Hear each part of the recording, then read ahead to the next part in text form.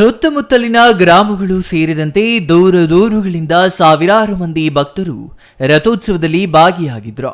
ರಥೋತ್ಸವಕ್ಕೆ ಚಾಲನೆ ನೀಡಿದ ತಹಸೀಲ್ದಾರ್ ಬಿಎನ್ ಸ್ವಾಮಿ ಮಾತನಾಡಿ, ರಾಮ ಮತ್ತು ಈಶ್ವರ ಒಂದೆಡೆ ನೆಲೆಸಿರುವುದು ಅಪರೂಪವೇ ಸರಿ.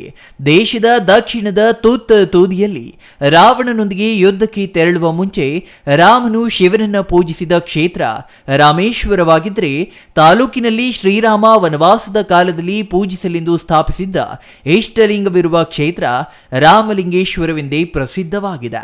ಇದು ಪವಿತ್ರವಾದ ಕ್ಷೇತ್ರ ಎಂದ್ರ.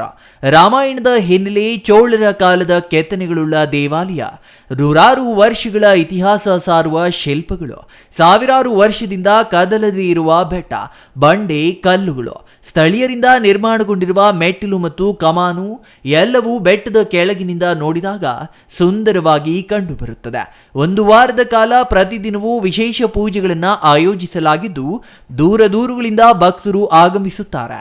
ಪವಿತ್ರ ದೇವಾಲಯವಿರುವ ರಾಮಲಿಂಗೇಶ್ವರ ಬೆಟ್ಟ ಜಿಲ್ಲೆಯಲ್ಲಿಯೇ ಅತ್ಯಂತ ವಿಶಿಷ್ಟವಾದುದು. ಈ ಸ್ಥಳವನ್ನು ಉತ್ತಮ ಪ್ರವಾಸಿ ತಾಣವಾಗುವಂತೆ ಅಭಿವೃದ್ಧಿಪಡಿಸಲು ಸಾಕಷ್ಟು ಅವಕಾಶವಿದೆ. ಇವತ್ತು ಜಾತ್ರಾ ಮಹೋತ್ಸವ ಇದೆ. ಅದಕ್ಕೆ ನಮ್ಮ ರಾಜಕೀಯ ಗುರುಗಳು ಘಾಟ್ ಫಾದರ್ ಕೆ ಎಸ್ ಮುನಿಯಪ್ಪಾಜಿಯವರು ಬಂದಿದ್ದಾರೆ ಕುಟುಂಬ ಸಮೇತವಾಗಿ. ಮತ್ತು ಈ ಭಾಗದಲ್ಲಿ ಇಲ್ಲಿ ಟ್ರಸ್ಟಿಗಳು ಕೂಡ ಲಾಸ್ಟ್ ಟೈಮ್ ಕಳೆದ ಬಾರಿ ಬಂದಾಗ ಇಲ್ಲಿ ಒಂದಷ್ಟು ಕುಂದು ಕೊರತೆಗಳಿದೆ, ರೋಡ್ ವ್ಯವಸ್ಥೆ ಇರ್ಬೋದು, ಸಮುದಾಯದ ಒಂದು ವ್ಯವಸ್ಥೆ ಇರ್ಬೋದು ಅಂತೆಲ್ಲ ಕೊರತೆಗಳು ಹೇಳಿದ್ರು. ನಾನು ಅಣ್ಣವ್ರ ಹತ್ರ ರಿಕ್ವೆಸ್ಟ್ ಮಾಡಿದ್ದೆ, ಅಣ್ಣ ಈ ಥರ ಇದೆ ಅಂತ. ಅಣ್ಣವರು ಹೇಳ್ತಿದ್ರು, ನಾವೆಲ್ಲ ಈ ಕಡೆ ಚಿಕ್ಕಂದ್ರಿಂದ ಓಡಾಡಿರುವಂಥ ಜಾಗಗಳಿದೆಲ್ಲ ತುಂಬ ಮಹತ್ವ ಇರುವಂಥ ಜಾಗ ಇದು, ಇದಕ್ಕೇನಾದ್ರು ಮಾಡಲೇಬೇಕು, ಮಾಡೋಣ ಅಂತ ಕೂಡ ಅಣ್ಣ ಮಾತು ಕೊಟ್ಟರು. ಅದೇ ರೀತಿ ಇವತ್ತು ಅಧಿಕಾರಿಗಳನ್ನ ಕೂಡ ಕಡೆ ಕರೆಸಿದ್ದಾರೆ. ಇಲ್ಲಿ ರೋಡಿನ ವ್ಯವಸ್ಥೆ, ಸಮುದಾಯದ ಬಂದು ಎಲ್ಲವನ್ನೂ ಕೂಡ ಮುಂದಿನ ಒಂದು ಏನು ರಥೋತ್ಸವ ಇರುತ್ತೆ ಅಷ್ಟು ಒಳಗಡೆ ಖಂಡಿತ ಮಾಡಿಸ್ಕೊಡ್ತಾರೆ, ಖಂಡಿತ ಹಾಗೆ ಆಗುತ್ತೆ ಅನ್ನೋ ಒಂದು ಭರವಸೆ ಇದೆ.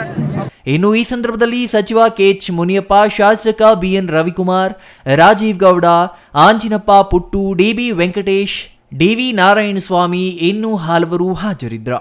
ಛಾಯಾ ರಮೇಶ್, ಸಿಟಿವಿ ನ್ಯೂಸ್, ಶಿಡ್ಲಘಟ್ಟ.